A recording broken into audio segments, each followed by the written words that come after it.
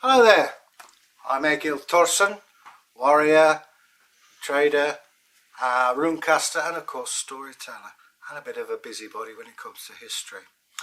Before we get going, just remember to press the old subscription bell at the corner there and to leave us a comment. We're always happy to hear about that. So, what am I talking about today? I'm talking about this. This is called a Anglo-Saxon or wound knife.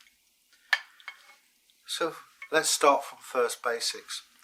Where does the word Anglo-Saxon or sax come from? Sax refers to any knife. Hang on a minute, the Saxons, they were famous for these weapons, hence they were called the knife people, which translates into Saxons. Now, like most knives, there are various different sizes. The average one would probably be about this big, and this is for eating with, and you could show it at the Wappentake, or the weapon take, and this is more of a practical everyday size that your average farmer would have. Again, called a Anglo-Saxon, very useful tool. This is for a higher status person. This is the one you can see quite clearly on the battlefield, and here's its littler cousin, again more of a tool than a weapon. This is a reenactor's one. This is actually Bragg's with his ergonomic handle.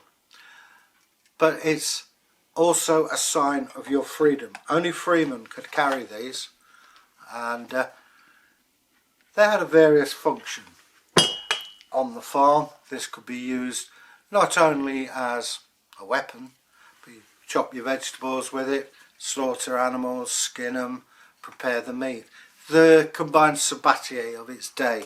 And then when the men were away, the women, this is more likely to be around, as in the kitchen area, and is a very effective weapon. Let me show you the Big Daddy. Got one here. Here it is, a Langer sack, more like a machete than anything else. And yeah, very effective weapon. Again, it doesn't use as much metal as you use in a sword. Isn't that subtle? And they're not in it for subtlety. Again, this is one of Bragg's with he's into his ergonomic handles here. But you imagine facing somebody with that. It's as effective as a sword. And you even get single-edged swords from Norway, but we'll talk about that in another video. So, a very useful weapon. It's not just a weapon, it's a tool. In fact, it's probably better to call it a tool because you're using them around the farm. You're using them to vote with, and not just a matter of going over and killing somebody. And they're made from steel. This one's mine. This is sharp, and it's made in modern steel, but you'd have had steel. Its distinctive blade shape. If you look, it's narrow, it gets wider, and then it's got like a broken back on it. A bit like a Bowie knife, only they didn't sharpen it. It's got quite an effective point. This is sharp. It's only got the one edge. People mistake these, they call them daggers. A dagger has two sharp edges. The Vikings had this. There's no crossguard on it either, so it's not really effective as a stabbing weapon because if you stab and there's no crossguards, your hand will slide down. So it's suggestible for cutting and slashing. Wooden handle, in this instance, is capped with a bit of deer antler. That's just me being flash. This is quite a big size, and it's more for show to say, look at me, I'm a freeman, I'm a wealthy freeman. Most scrams were quite small, as you can see. Oh, here we go.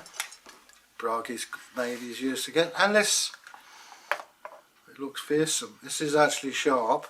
It's got a deer antler, and yeah, you can make them as fancy as you want, you can make them as plain as you want. Obviously, the wealthier you are, you want to show your wealth off. In this case, we've got a nice ring and dot pattern and a triangular and dot pattern. Could be made of cow bone in this thing, and I just can't see what we're doing here. Finish on what? It's made from a cow bone. Yeah, it's cow bone, which is sensible because you raise cattle, you milk them, you eat them, and the skeletal stuff. In fact, bone working was a trade within itself. And that's made from a machete. Yeah, I could believe that. That's a pretty fearsome weapon, so I'll put that down there out the way.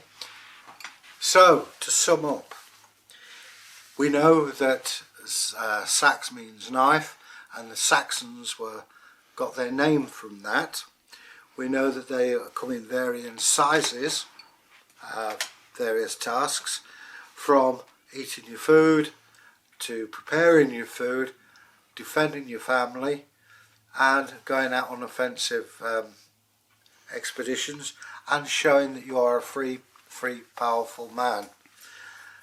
Hopefully we'll cover this in more detail later on. As I say, this is just a thumbnail sketch, so there's obviously a lot of stuff to cover on that.